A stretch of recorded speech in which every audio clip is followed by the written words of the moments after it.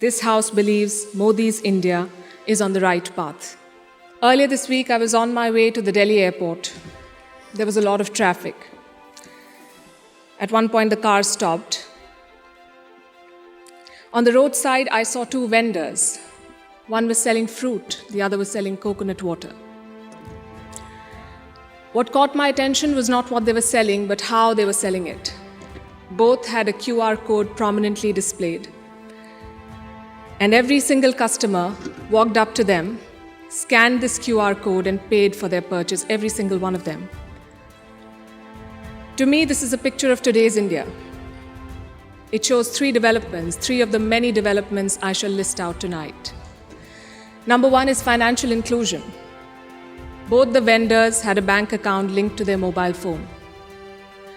Number two is internet or mobile penetration, what we call digital India. It was 15% 9 years back. It's 48% today. And number three is the airport traffic. It just keeps swelling even though we are at the receiving end. We see what it shows. From 67 million 9 years back to almost double now.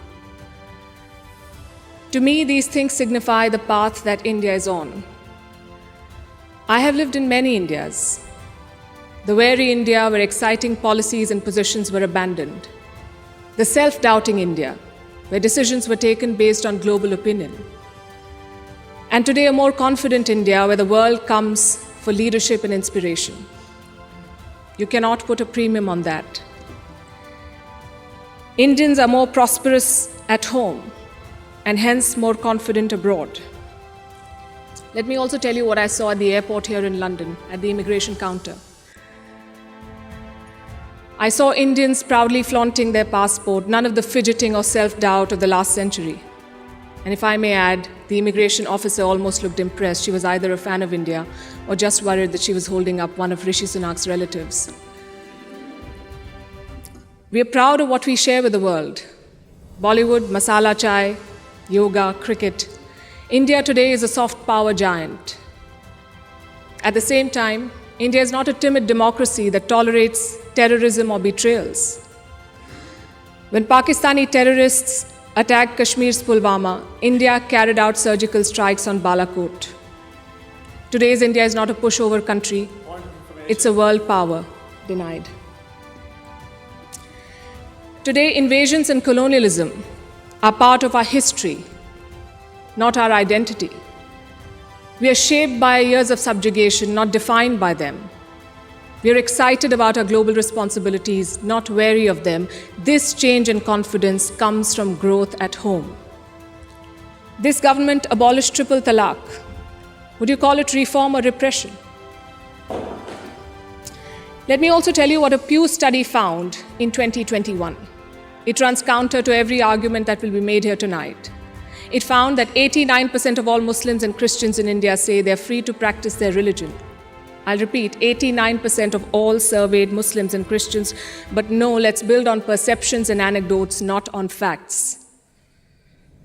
I would also point you to all the social schemes, the bank accounts, the gas connections, the insurance policies. They're available to all citizens of all religions.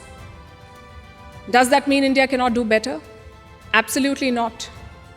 Even one incident of marginalization is one too many, but how would you judge an entire country's path?